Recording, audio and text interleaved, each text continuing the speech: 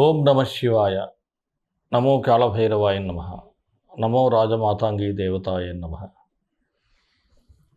విధాత TV ప్రేక్షకులు అందరూ సుఖ సంతోషాలతో ఉండాలని మనసారా ఆ భైరవుని ప్రార్థిస్తూ మీ విశ్వసాయి గురూజీ. ముందుగా మన పీఠంలో జరిగే కార్యక్రమం సెప్టెంబర్ 17 మంగళవారం నాడు భాద్రపద పౌర్ణమి.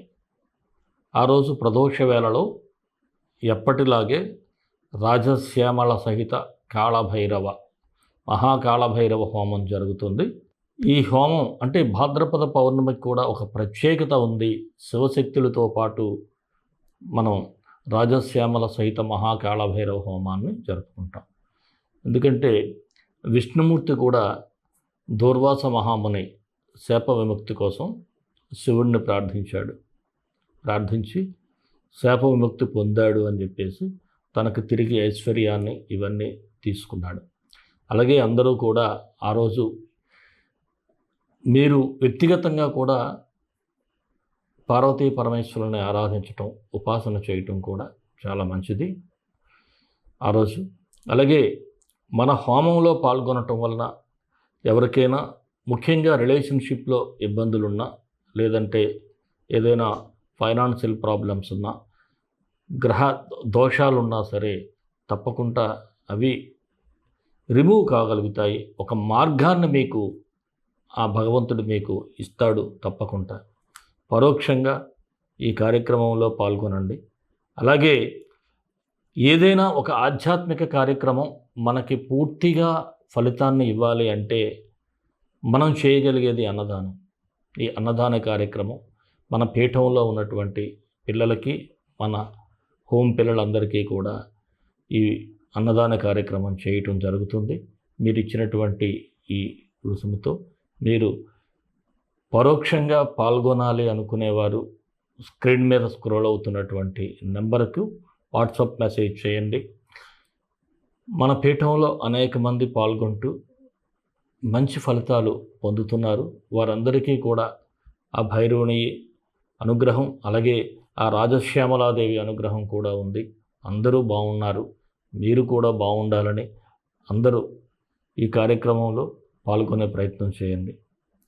అలాగే మరొక ముఖ్య విషయం ఏమిటంటే సెప్టెంబర్ 18వ తేదీన చంద్రగ్రహణం అని చెప్తున్నారు. ఈ చంద్రగ్రహణం అనేది భారతదేశంలో ఎక్కడా కనిపించదు. అందువలన ఎటువంటి నియమాలు మనం చేయాల్సినటువంటి అవసరం లేదు. మీరు దాని గురించి ఎవరైనా ఏదైనా చెప్తే ఆందోళన పడద్దు. హ్యాపీగా మనం యథావిధిగా ఎలా ఉంటామో అలాగే ఉండండి. అంతే తప్ప ఆ రోజు మీరు ఏదో అయిపోతుందేమో అన్నటువంటి ఆందోళన అయితే వద్దు. మరి మన వీడియోలు ముఖ్యంగా మీరు పూర్తిగా చూడాలి. ఎందుకంటే చాలామంది అడుగుతున్నారు, గురువుగారు మీరు చెప్తున్నారు మాకు రెమెడీస్ ఏమిటి అని. ప్రతి ఒక్కరికి చెప్తున్నానండి. చివరిలో మీకు ఏ గ్రహం అయితే బాగోలేదో దానికి సంబంధించినటువంటి రెమెడీ ఒక మంత్రం ద్వారా చెప్పటం జరుగుతుంది. అది పూర్తిగా చూసిన వారు ఆ మంత్రం పఠనం చేసుకొని ఆ ఫలితాన్ని అనుభవిస్తున్నారు, చక్కగా ఉన్నారు. మీరు కూడా చివరి వరకు చూడండి. అంతే తప్ప మధ్యలో ఏదో చూసేసి ఏదో దీనిలాగా మనం వెళ్ళిపోతే కాదు. మనం చూసి ఫలితాలు పొందటానికి ముఖ్యంగా మనశ్శాంతి కూడా మనకు చాలా అవసరం. ప్రశాంతతను కూడా పొందటానికి మంత్రాలు ఎంతో ఉపయోగపడతాయి. తప్పకుండా వీడియో చివరి వరకు చూసి ఆ మంత్రాలను మీరు పఠించి సుఖ సంతోషాలతో ఉండాలని, ఐశ్వర్యాలు పొందాలని మనస్ఫూర్తిగా కోరుకుంటున్నాను. మరి రాశి ఫలాల్లోకి వెళ్ళిపోదాం. మకర రాశి సెప్టెంబర్ 16 నుంచి 30 వరకు ఈ రాశి వారికి ఎలా ఉంటుందో ఒకసారి పరిశీలన చేద్దాం. సమస్యలు అనేవి తప్పవు. వాటిని ధైర్యంగా ఎదుర్కోక తప్పదు. ముందుకు వెళ్తారు, అనుకున్నది సాధిస్తారు. కాస్త ఆలస్యమైన ముఖ్యంగా ఆధ్యాత్మిక బాట అనేది మీకు చాలా ప్రశాంతతనిస్తుంది. తప్పకుండా భగవంతుడు మీ యొక్క అవసరాలను తీరుస్తాడు. మరి ఆర్థిక విషయాల్లో చూసినట్లయితే కాస్త జాగ్రత్తగా ఉండాలి. ఎవరో ఏదో చెప్పారని కానీ, లేకపోతే ఆలోచించుకుంటా ఖర్చులైతే చేయొద్దు.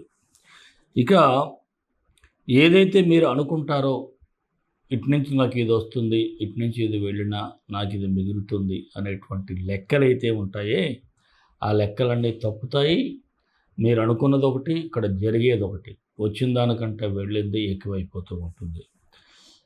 అలాగే ఏదైనా ఒక కొత్త విషయం నేర్చుకోవాలి, ఎక్కడికైనా వెళ్ళాలి, వెళ్ళి దాన్ని సాధించాలి అనేటువంటి పట్టుదల ఉంటుంది. అలాగే కొత్త విషయాల కోసం నేర్చుకోవటానికి కొంతమంది ఎక్కడికైనా వెళ్ళటం కూడా జరుగుతూ ఉంది. ఇక కుటుంబ సభ్యుల మద్దతు చూస్తే అన్ని విషయాల్లో కూడా మీకు అనుకూలంగా ఉంది.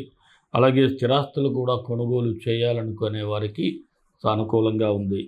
గృహ నిర్మాణ ఆలోచనలు ఏమైనా చేయాలి అంటే కార్యరూపం దాలుస్తాయి. రుణాలు కూడా మంజూరవుతాయి. ఇక మిత్రుల విషయంలో మాత్రం మానసికంగా మాత్రం కాస్త అసంతృప్తికి గురవుతారు. వారు మీతో అంటే మీరు అనుకున్నట్టు ఫేవరబుల్గా లేకపోవటం, మీ కష్టాల్లో తోడు లేకపోవటం, ఇలా మీకు కాస్త ఇబ్బందికరంగా మిత్రుల నుంచి అయితే పాజిటివ్ వైబ్రేషన్స్ ఉండవు. అలాగే ఒక్కొక్క సందర్భంలో మీరేం చేస్తారంటే, ఒక శత్రువుకి మీరు ఏదో ఒక చేయూతనివ్వటం వలన తిరిగి మరలా వాడి నుంచి కూడా ఎదురు దెబ్బలు తినే పరిస్థితి ఉంటుంది. అలాంటి పరిస్థితులు స్వయంకృత అపరాధాలు అంటారు. మీరే క్రియేట్ చేసుకుంటారు. అలాగే బ్యాంక్ రుణాల కోసం ప్రయత్నాలు చేసే వరకైతే రుణాలు మంజూరవుతాయి. కోర్టు సంబంధిత వ్యవహారాలు చూసినట్లయితే వ్యతిరేకంగా ఉండేటువంటి పరిస్థితులు కనిపిస్తున్నాయి. అవసరమైతే వాయిదాలు వేయించండి.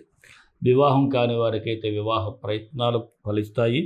నిరుద్యోగులకు అవకాశాలు తక్కువగా ఉన్నాయి, కానీ వచ్చిన వాటిని మాత్రం వినియోగించుకుంటే మంచిది. రాజకీయ నాయకులకు ఎవరి ప్రయోజనం వారిది అన్నట్టుగా ఉంటుంది. మీ ప్రయోజనాల కోసం అనుచరులు ఇబ్బంది పడటం, దీనివలన మీరు ఓట్ బ్యాంకులో కాస్త అంటే మీ యొక్క ఫాలోవర్స్ను దూరం చేసుకునేటువంటి పరిస్థితులు కూడా ఉంటుంది.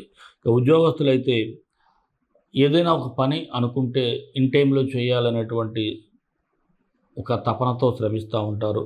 దీనివలన కొంత సక్సెస్ కూడా అవుతారు. అయితే అధికారులతో కూడా మీ యొక్క ప్రవర్తన బాగుంటుంది. వ్యాపారస్తులకైతే లాభసాటిగా ఉంది.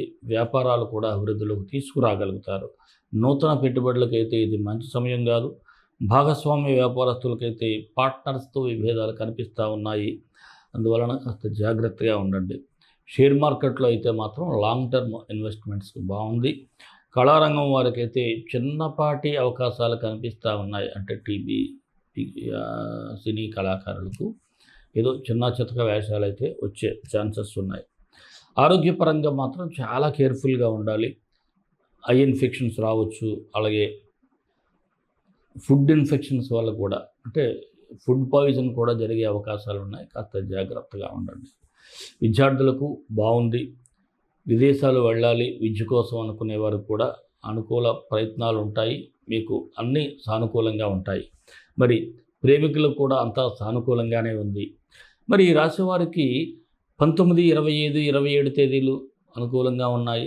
ఏ పని చేపట్టినా విజయం సాధించగలుగుతారు. 21, 23, 30 తేదీల్లో ఆలోచించి నిర్ణయాలు తీసుకోవాలి. ప్రయాణాల్లో కాస్త జాగ్రత్తగా ఉండాలి. మరి మకర రాశి వారికి మరిన్ని మంచి ఫలితాల కోసం విశ్వగురు సక్సెస్ మంత్రాలు పఠించండి, విజయాలు సాధించండి. ఈ రాశివారు రవిగ్రహానికి సూర్యగ్రహానికి మంత్రం పఠిస్తే సరిపోతుంది. ఓం హ్రీం సూర్యాయ నమః ఈ మంత్రం పఠిస్తూ సూర్యుడికి ఆర్ఘ్యం ఇవ్వండి. వీలైతే గోధుమ రొట్టెలను వృద్ధులకు ఇవ్వండి, వికలాంగులకు ఇవ్వండి. అనుకూలమైనటువంటి ఫలితాలు ఉంటాయి. మరి మన ఇష్టదైవం కాళభైరవుడు, కాళభైరవ గాయత్రి. కాళకాళాయ విద్మహే కాళాతీతాయ ధీమహి తన్నో కాళభైరవ ప్రచోదయాత్. ఈ మంత్రాన్ని కూడా 18 సార్లు పఠించండి. డిస్క్రిప్షన్లో ఇవ్వటం జరుగుతుంది. సర్వే జనా సుఖినో భవంతు, లోకా సమస్త సుఖినో భవంతు. దేశం కోసం, ధర్మం కోసం, భారతీయ సంస్కృతి విలువల కోసం పాటుపడదాం. స్వస్తి.